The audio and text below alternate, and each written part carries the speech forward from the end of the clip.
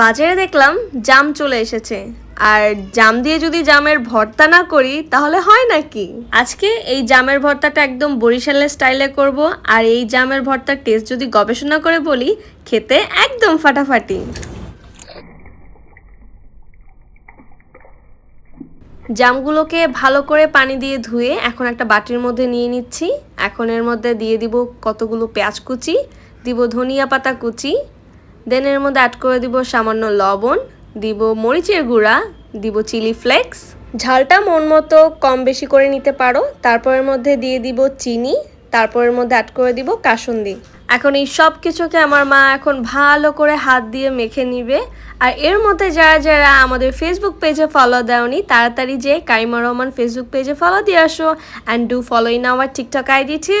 আর অবশ্যই কমেন্ট করে জানাবে যে আজকের ভিডিওটি তোমরা কোত্থেকে দেখছো।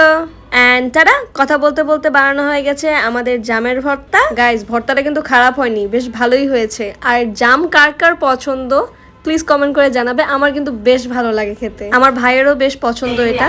মজা মজা। See you in the next video. Till then, Allah Hafiz.